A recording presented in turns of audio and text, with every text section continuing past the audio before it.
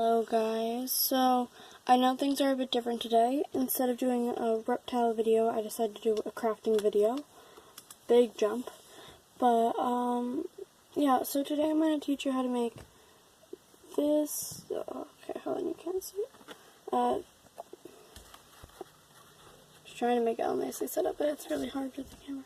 So I'm going to show you how to, oops. So I'm going to show you how to make this charm. Camera focus. And it's a little double wrap necklace, so it looks like it's a choker and then a shorter necklace, so it's very nice and layered. See, just like that. And this is great if you're trying to get into polymer clay or into jewelry making. So yeah, so you will need a pair of needle nose pliers, some wire cutters, one eye pin,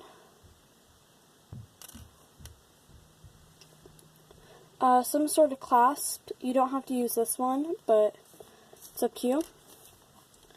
And then 3 of the little jeweler's rings. I forget exactly what they're called. It's up to you what size you want, but I prefer to have one bigger one for my charm, and then 2 smaller ones for attaching it to the clasp and everything. You'll need some parchment paper, not a lot, it's only for the flower. It's always good to have a toothpick on hand when you're dealing with polymer clay, so I have that. Some liquid Sculpey, and then some chain, and of course polymer clay, which I forgot to get out. I know, right? I'm a genius. I'm going to quickly grab that. And some polymer clay. It's up to you what brand you use. I normally go for the cheapest brand, but of course you have to be careful of that. However, it normally tends to work out. So yeah, let's get started.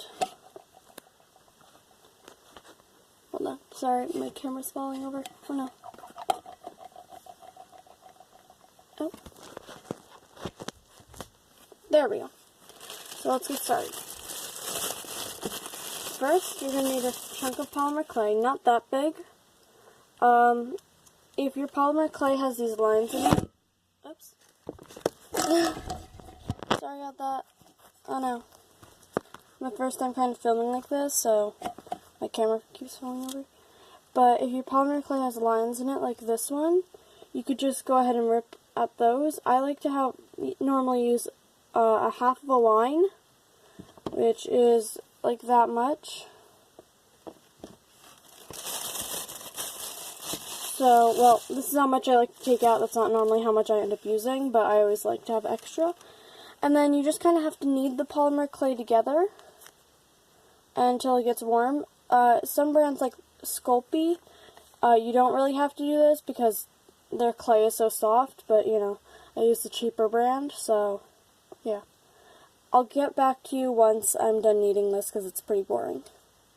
Okay, so it's kneaded enough, and I forgot to mention one thing that I always use. I use an X-Acto knife to help cut the clay because it's so much faster. Well, this is technically just an X-Acto knife blade, but you can use an X-Acto knife or like a wire, or even just your hand. It's not that hard, but I find that an X-Acto knife does the job pretty well. So, first you gotta make the petals. I normally like to make one large center petal that's like double or triple the size of all the other petals. So choose the size of that, and then we'll kind of mark out the rest of your petals. So I like to grab about maybe that much or so. I know this isn't really great description, but that's how much I normally like to grab. And then the rest of it I kind of just judge by the size of my fingertip. Like, it's almost the same size, and it seems to be a good petal size in most cases, so, oops, sorry, it's the camera's falling over again. So, yeah. And then you can make as many or as few of those as you want. I'm just going to kind of make them until I run out of clay. And I might not even end up using all of them. But, you know, it's better to have too much than too little, so, yeah. So, I wonder if Slinky will come out. If you are a reptile fan, you might know Slinky. I'm not sure if I mentioned him. But he's my golden skink, and he's in that tank right over there. You can kind of see it. Yeah. So, now you gotta kind of make it into a long oval shape, like that. Sorry if I'm doing a lot of this off camera, it's just a bit difficult to film, especially since I'm not quite used to it yet. Oops. So, yeah, something about that. And I think this might actually be too much, but you know, you can always just rip a tiny piece off, and then make it another petal. And you just make it an oval again, pretty simply. Okay. So that part's done. Now it's on to making our petals. Now I like to do a very simple method without a ballpoint tool or anything else like that, which is also really good for beginners. So yeah. So you just kind of roll the ball between your two fingers like that until it's almost smooth and squish it. That's it, you have your petal done. Simple. Very, very simple. I'll get back to you guys when I'm done making the petals, unless you want to watch. So I'll do one more, and then I will get back to you guys. So you just roll it between your fingers, squish it. Done. So that is all the petals done. Not all of them are completely uniform, but that's perfectly fine. Nature isn't uniform. So now with this piece of clay, you're just gonna go and roll it right up. That's all you're doing. You're just rolling it up. Just like that. So you have a nice little swirl. This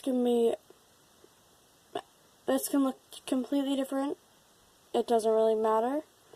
And then you could put a petal onto it, or you could just squish it up against the petal. Oops, I dropped it. It's hard to try to do this one-handed because I can't really film from the other side. But you just attach a petal, easy, and just attach another one. And basically you can just keep doing that all the way around. So, yeah, you just attach a petal, roll it around your fingers for a minute sometimes to make it all even, and then you slightly fold it outwards, and yeah.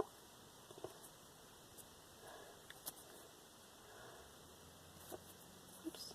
Sorry if I go out of frame. It's definitely a bit tricky, especially when I'm trying to do this one-handed, because you can actually see the container right there. So I can't reach around the other side because my phone will fall down because the container is all that's holding it up. So, yeah.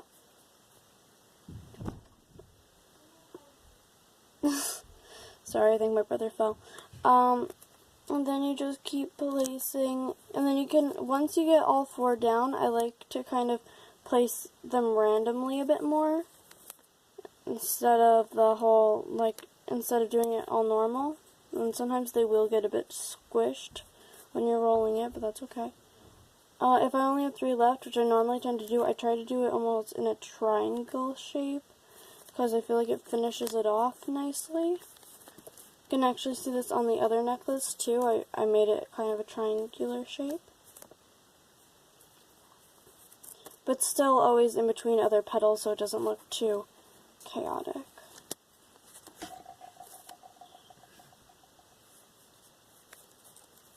So yeah. Hold on, let me. Sorry, it's not wanting to focus. Focus on the flower. There we go. Sorry. Then I'm just going to take my X-Acto knife blade, and you see that, oops, got stuck on the camera. So you see that the back isn't very nice, and on the necklace that I already made, it's completely flat. So I'm just going to smooth that out a tiny bit more. And then with an X-Acto knife, or an X-Acto knife blade, or a wire or something, you're just going to cut right down. You might get a tiny bit of an angle, that's perfectly fine. You can deal with the angle if you want. I normally leave it because it doesn't really affect much once it's an actual necklace, but yeah, it's completely up to you. So there that is, and it kind of comes out pretty cool, so if you wanted to bake this and turn it into a necklace too, you definitely could. And then we're kind of done with this for a minute. So next, you're going to need in the eye pin and your liquid Sculpey. So I'm going to actually pick this up for this. You want to unscrew, hold on, I can't do this with one hand. Okay, so it's all open, and then you just take your eye pin, and I just dip it in the Sculpey.